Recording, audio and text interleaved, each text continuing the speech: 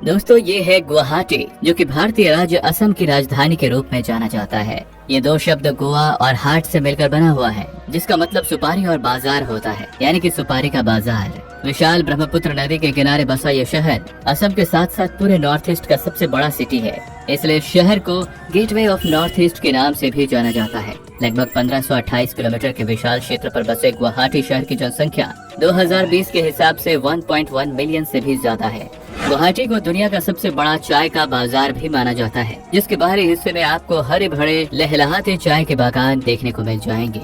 वहीं गुवाहाटी में IIT होने के नाते इस शहर का नाम एजुकेशनल सेक्टर के क्षेत्र में पूरी दुनिया में फेमस है। न सिर्फ अपने एजुकेशनल बल्कि IIT गुवाहाटी अपने कैंपस के लिए भी जाना जाता है, जो कि सच में काफी यूनिक और खूबसूरत लोकेशन पर बना हुआ है।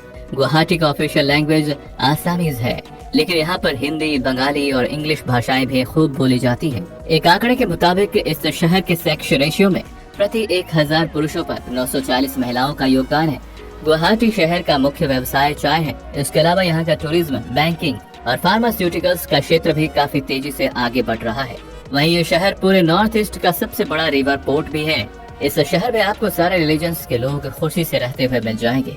जहाँ पर परसेंटेज की बात करें तो यहाँ पर 85% सनातन यानी कि हिंदू धर्म, 12% इस्लाम और 3% सिख और बौद्ध और दूसरे रिलीजन के लोग देखने को मिल जाएंगे। और आइए अब जरा हम गुवाहाटी के महत्वपूर्ण इतिहास पर नजर डालते हैं। तो गुवाहाटी के अस्तित्व से जुड़ी दंत कथाएं पौराणिक युग से जुड़ी हैं। भले इस शहर की उत्पत्ति को प्रमाणित करने के लिए ठोस सबूत कोई उपलब्ध नहीं है। हालांकि प्राचीन काल में इस नगर को प्रागज्योतिषपुर के नाम से भी जाना जाता था, जो कि तत्कालीन कामरूप की राजधानी थी। वही महाभारत की माने तो एक समय ऐसा भी था जब गुवाहाटी नरकासुर और भगदत्त की राजधानी हुआ करती थी। गुवाहाटी के भीतर नीलांचल पहाड़ियों में देवी कामाख्या का एक प्राचीन शक्ति मंदिर हुआ करता था। ये भव्य और प्राचीन कामाख्या मंदिर आज भी गुवाहाटी के पहाड़ियों में स्थित है। यहाँ देश और दुनिया से हजारों श्रद्धालु आते हैं। तो अगर आप भी कभी गुवाहाटी घूमने का प्लान बना रहे हैं तो इस मंदिर को घूमे बिना आपकी यात्रा अधूरी रहेगी। यह शहर चारों तरफ से हरे भरे पहाड़ों से घिरा है तथा ब्रह्मपुत्र नदी के किनारे बसा है, जिस वजह से यहाँ साल भर मौसम काफी सुहावना रहता है। वहीं यदि हम इस शहर के ट्रांसपोर्ट इंफ्रास्ट्रक्चर की बात करें तो यहाँ का गुवाहाटी रेलवे स्टेशन यातायात का एक प्रमुख साधन है, जो गुवाहाटी को भारत के कई बड़े शहरों से सीधी कनेक्टिविटी प्रदान करता है। यह रेलवे स्टेशन NFR यानी कि नॉर्थ ईस्ट फ्रंटियर रेलवे के अंडर आता है, जिसमें कुल 7 बड़े प्लेटफॉर्म हैं। तथा इसके अलावा गुवाहाटी का अपना खुद का एक इंटरनेशनल एयरपोर्ट भी है, जो कि लोकप्रिय गोपीनाथ बारडोलाई अंतर्राष्ट्रीय हवाई अड्डे के नाम से जाना जाता है, जो गुवाहाटी के सिटी सेंटर से तकरीबन 18 किलोमीटर के शॉर्ट डिस्टेंस पे मौजूद है।